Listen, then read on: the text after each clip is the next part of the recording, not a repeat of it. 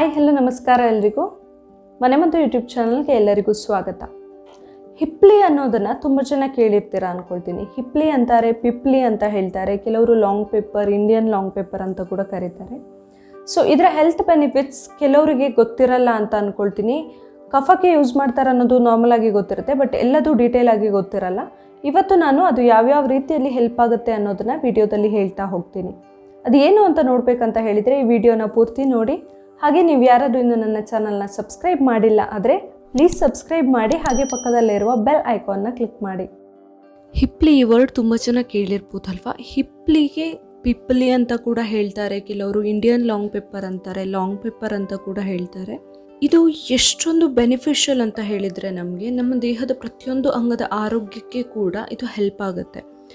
ತುಂಬ ಇಂಪಾರ್ಟೆಂಟಾಗಿ ಹೇಳೋದಂದರೆ ಕೆಮ್ಮು ಕಫ ಎಲ್ಲ ಇರುವಾಗ ನಾರ್ಮಲ್ ಆಗಿ ಎಲ್ಲರೂ ಯೂಸ್ ಮಾಡ್ತಾರೆ, ಬಟ್ ಇದರಿಂದ ಇನ್ನೂ ಏನೇನು ಹೆಲ್ತ್ ಬೆನಿಫಿಟ್ಸ್ ಇದೆ ಅನ್ನೋದನ್ನು ನಾನು ಹೇಳ್ತಾ ಹೋಗ್ತೀನಿ ಈಗ.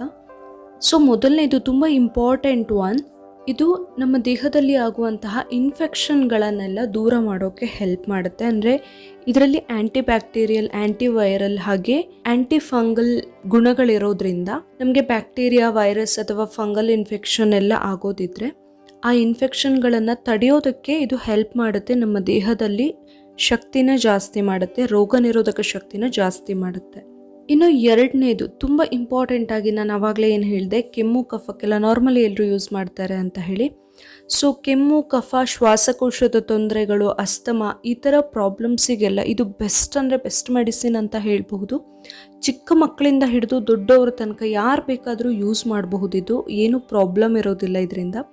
ಸೊ ಇದನ್ನು ಒಂದು ಮನೇಲಿ ಇಟ್ಕೊಂಡ್ಬಿಟ್ರೆ ನಾವು ಯಾವುದೇ ರೀತಿ ಚಿಕ್ಕ ಪುಟ್ಟ ಶೀತ, ಕೆಮ್ಮು, ಕಫ, ಜ್ವರ ಹಾಗೆ ಶ್ವಾಸಕೋಶದಲ್ಲಿ ಇನ್ಫೆಕ್ಷನ್ ಇಲ್ಲ ಏನೇ ಪ್ರಾಬ್ಲಮ್ ಇರಲಿ, ಅಸ್ತಮಾ ಎಲ್ಲ ಇರಲಿ, ಕಡಿಮೆ ಮಾಡ್ಕೊಳ್ಳೋದಕ್ಕೆ ಇದು ಬೇರೆ ಬೇರೆ ರೀತಿಯಲ್ಲಿ ಹೆಲ್ಪ್ ಆಗುತ್ತೆ. ಇದನ್ನು ತೇಯ್ದು ಯೂಸ್ ಮಾಡ್ಬೋದು, ಇದರ ಪೌಡರ್ ಯೂಸ್ ಮಾಡಬಹುದು, ಅದನ್ನ ಸುಟ್ಟು ಪೌಡರ್ ಮಾಡಿ ಮಾಡಬಹುದು. ಡಿಫ್ರೆಂಟ್ ಟೈಪ್ಸಲ್ಲಿ ನಾವು ಯೂಸ್ ಮಾಡಬಹುದು. ಇನ್ನು ಮೂರನೇ ಪಾಯಿಂಟ್ ಅಂತ ಹೇಳಿದರೆ ವೆಯ್ಟ್ ಲಾಸ್ಗೆ ತುಂಬಾ ಹೆಲ್ಪ್ ಆಗುವಂಥದ್ದು ಈ ಹಿಪ್ಪಲಿ. ಇದರಲ್ಲಿ ನಮ್ಮ ದೇಹದಲ್ಲಿ ಏನು ಫ್ಯಾಟ್ ಇರುತ್ತಲ್ಲ, ಆ ಎಕ್ಸ್ಟ್ರಾ ಫ್ಯಾಟ್ ಏನಿದೆ, ಫ್ಯಾಟ್ ಬರ್ನ್ ಮಾಡುವಂತಹ ಕೆಪಾಸಿಟಿ ಇದೆ ಇದಕ್ಕೆ. ಹಾಗಾಗಿ ಆ ಎಕ್ಸ್ಟ್ರಾ ಫ್ಯಾಟ್ ಬರ್ನ್ ಆದಾಗ ಆಟೋಮ್ಯಾಟಿಕ್ಲಿ ನಮ್ಮ ವೆಯ್ಟ್ ಲಾಸ್ ಆಗುತ್ತೆ. ಸೊ ಯಾರಿಗೆ ತೂಕ ಕಡಿಮೆ ಮಾಡ್ಕೊಳ್ಬೇಕು ಅವರು ಕೂಡ ನಿಯಮಿತವಾಗಿ ಅಂದರೆ ಆವಾಗ ಈ ಹಿಪ್ಪಲಿನ ಯೂಸ್ ಮಾಡೋದು ಒಳ್ಳೆಯದು. ಇನ್ನೊಂದು ನಾಲ್ಕನೇ ಪಾಯಿಂಟ್ ಅಂತ ಹೇಳಿದರೆ ಇದು ಡಯಾಬಿಟೀಸ್ಗೆ ತುಂಬಾ ಒಳ್ಳೆಯದು. ಡಯಾಬಿಟಿಕ್ ಪೇಷಂಟ್ಸ್ಗೆ ಇದು ಬ್ಲಡ್ ಶುಗರ್ ಲೆವೆಲ್ನ ನಾರ್ಮಲೈಸ್ ಮಾಡೋಕ್ಕೆ ತುಂಬ ಹೆಲ್ಪ್ ಮಾಡುತ್ತೆ. ತುಂಬ ಜಾಸ್ತಿ ಇದೆ ಬ್ಲಡ್ ಶುಗರ್ ಎಲ್ಲ, ಅವರು ಕೂಡ ಆವಾಗ ಈ ಹಿಪ್ಪಲಿನ ಬೇರೆ ಬೇರೆ ಥರದಲ್ಲಿ ಯೂಸ್ ಮಾಡ್ತಾ ಇದ್ದರೆ ಶುಗರ್ ಲೆವೆಲ್ನ ನಾರ್ಮಲ್ ಆಗಿ ಇಟ್ಕೊಳ್ಳೋಕ್ಕೆ ಅಂದರೆ ಕಂಟ್ರೋಲಲ್ಲಿ ಇಟ್ಕೊಳ್ಳೋದಕ್ಕೆ ಇದು ಹೆಲ್ಪ್ ಮಾಡುತ್ತೆ. ಇನ್ನು ಐದನೇದು, ಲೇಡೀಸ್ಗೆ ಪೀರಿಯಡ್ಸ್ ಟೈಮಲ್ಲೆಲ್ಲ ತುಂಬ ಪೇಯ್ನ್ ಎಲ್ಲ ಇರುತ್ತಲ್ವ, ಮೆನ್ಸ್ಟ್ರಲ್ ಪ್ರಾಬ್ಲಮ್ಸ್ ಏನಾದರೂ ಇರುತ್ತೆ, ಪೇಯ್ನ್ ಇರುತ್ತೆ, ಕರೆಕ್ಟಾಗಿ ಫ್ಲೋ ಆಗಲ್ಲ, ಈ ಥರ ಎಲ್ಲ ಪ್ರಾಬ್ಲಮ್ ಇರುವಾಗ ಈ ಹಿಪ್ಪಲಿನ ನಮ್ಮ ಏನು ಡಯಟಲ್ಲಿ ಅಂತ ಹೇಳಬಹುದು, ಇಲ್ಲ ನಮ್ಮ ಪ್ರತಿದಿನದ ಆಹಾರದಲ್ಲಿ ಅಂತಲೇ ಹೇಳಬಹುದು, ಸ್ವಲ್ಪನೇ ನಾವು ಬೇರೆ ಬೇರೆ ಥರದಲ್ಲಿ ಯೂಸ್ ಮಾಡ್ತಾ ಇದ್ದರೆ ಯಾರಿಗಾದರೂ ಮೆನ್ಸ್ಟ್ರಲ್ ಪ್ರಾಬ್ಲಮ್ಸ್ ಎಲ್ಲ ಇದ್ದರೆ ಅದು ಕೂಡ ನಿಧಾನವಾಗಿ ಕರೆಕ್ಟ್ ಆಗ್ತಾ ಹೋಗುತ್ತೆ. ನೆಕ್ಸ್ಟ್ ಆರನೇ ಪಾಯಿಂಟ್ ಹೇಳ್ತಾ ಇರೋದು ನಾನು, ಡೈಜೆಷನ್ಗೆ ತುಂಬಾ ಒಳ್ಳೆಯದು. ನೀವು ನೋಡಿರಬಹುದು ಚಿಕ್ಕ ಮಕ್ಕಳಿಗೆಲ್ಲ ನಾರ್ಮಲ್ ಆಗಿ ಹಿಪ್ಪಲಿನ ತೇದು ಹಾಕ್ತಾರೆ, ಅದರಿಂದ ಕಫ ಕೂಡ ಕಡಿಮೆ ಆಗುತ್ತೆ ಮಕ್ಕಳಿಗೆ. ಇನ್ ಕೇಸ್ ಶೀತ ಕಫ ಎಲ್ಲ ಆಗಿದ್ದಿದ್ರೆ, ಆ್ಯಂಡ್ ಇಂಪಾರ್ಟೆಂಟಾಗಿ ಹೊಟ್ಟೆಯ ಸಮಸ್ಯೆ ಏನಾದರೂ ಇದ್ದರೆ, ಜೀರ್ಣದ ಸಮಸ್ಯೆ ಇದ್ದರೆ ಎಲ್ಲವೂ ಕೂಡ ಕಡಿಮೆ ಮಾಡ್ಕೊಳ್ಳೋದಕ್ಕೆ ಹಿಪ್ಪಲಿ ಹೆಲ್ಪ್ ಮಾಡುತ್ತೆ.